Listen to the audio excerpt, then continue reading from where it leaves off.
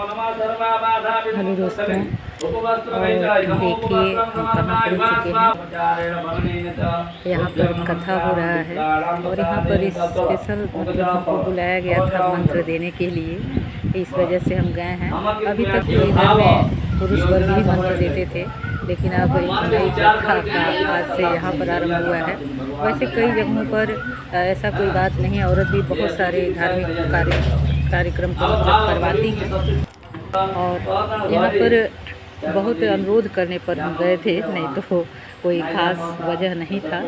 और यहाँ पंडित जी कथा का वाचन कर रहे हैं, सब लोग बड़े ही तन मन से सुन रहे हैं। और आगे आप देखेंगे जब कथा पूरी हो जाएगी तो उसके बाद से जो है गुरु मंत्र हम देंगे और गुरु के बारे में भी बताएंगे कि गुरु मंत्र लेने से क्या लाभ है और क्यों लिया जाता है गुरु मंत्र, तो और कैसे पुण्य की प्राप्ति होती है। इन सारी बातों की जानकारी के लिए आप वीडियो पूरा देखें और लाइक, शेयर और सब्सक्राइब करना बिल्कुल मत भूलिएगा।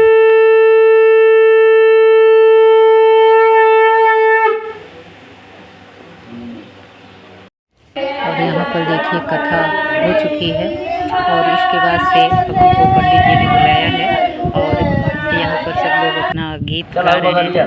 और यहाँ पर यजमान देखिए मतलब पैर धोया जाता है गुरु का।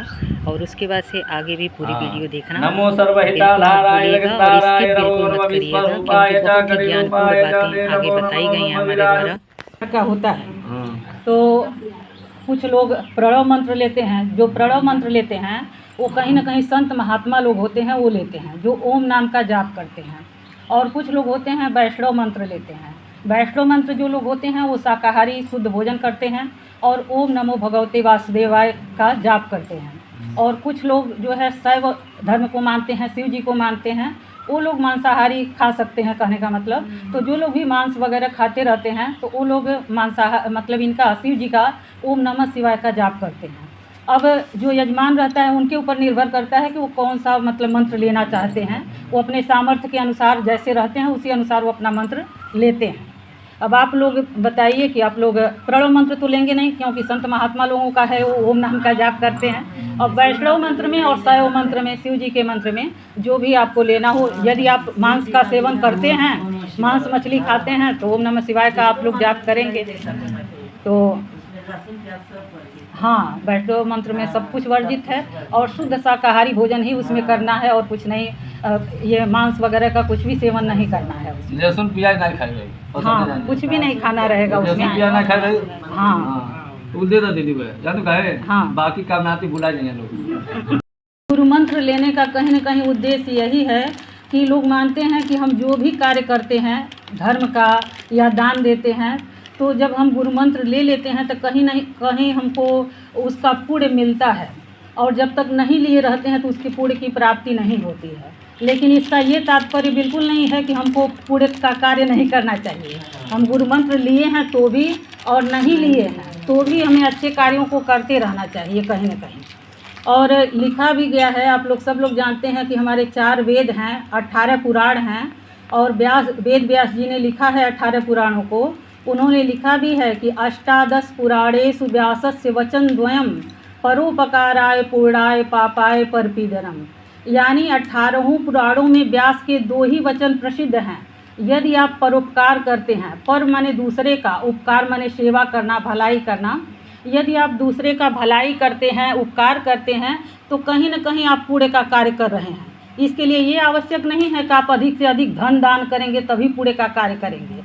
आप किसी गरीब का मदद करते हैं, किसी अंधे व्यक्ति को सहारा देते हैं, कोई परेशान है उसको समझाते भी हैं, तो कहीं न कहीं आप पुण्य के भागी बन जाते हैं।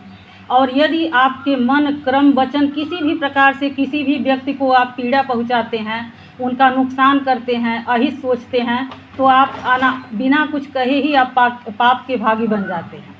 तो इसीलिए मेन कथा सुनने का, चाहे गुरु मंत्र लेने का, चाहे भागवत कराने का, चाहे रामायण करवाने का, सबका उद्देश्य यही है कि आप उससे सीखें और अपने जीवन में उसको उतारें। केवल सुनने मात्र से कोई फ़ायदा नहीं है। ऐसा नहीं है कि आप गुरु मंत्र ले लेंगे तो उसका पुण्य आपको तुरंत मिलना प्रारंभ हो जाएगा। आपके कर्म ही आपको महान बनाते हैं। जितना अच्छा आप कर्म करेंगे कहीं न कहीं उसका पुण्य आपको मिलता ही जाएगा। तो इसीलिए हम 11 बार जाप करना चाहिए और जो भी नियम धर्म है कहीं ना कहीं उसका पालन करते रहना चाहिए। और पूजा कर सकते हैं मन से करना चाहिए, ज़रूरी नहीं है कि उसके लिए बहुत बड़ा मंदिर हो तभी हम पूजा करें। एक छोटे से जगह पर अगर हम भगवान की प्रतिमा रख के भी पूजा करते हैं तो भी हमें पुण्य उतना ही मिलता है। उसके लिए आवश्यकता नहीं है कि बड़े मंदिर रहेंगे, बड़ी मूर्ति रहेगी तभी हमको प्रसाद मिलेगा।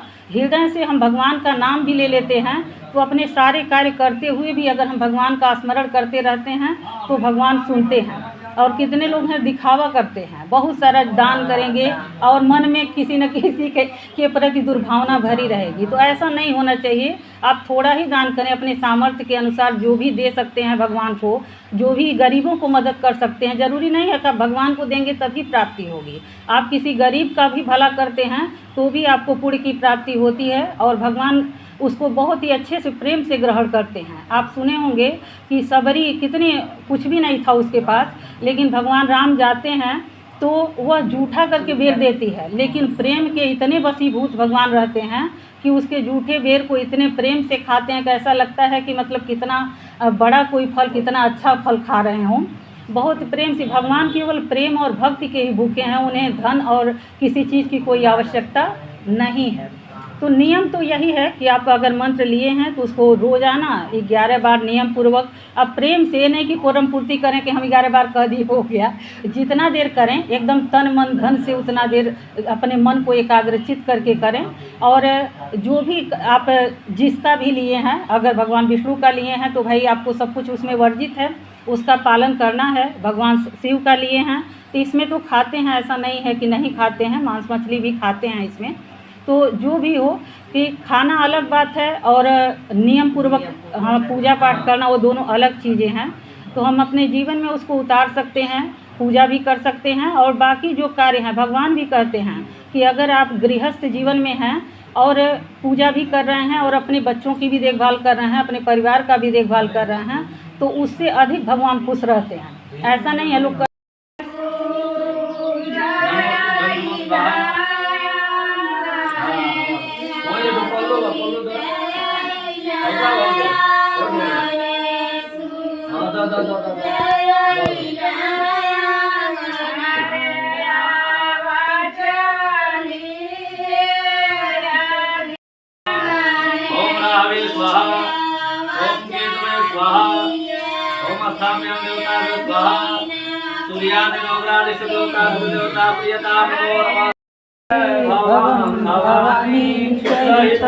नमामि। ओम जय जगदीश हरे स्वामी जय जगदीश हरे।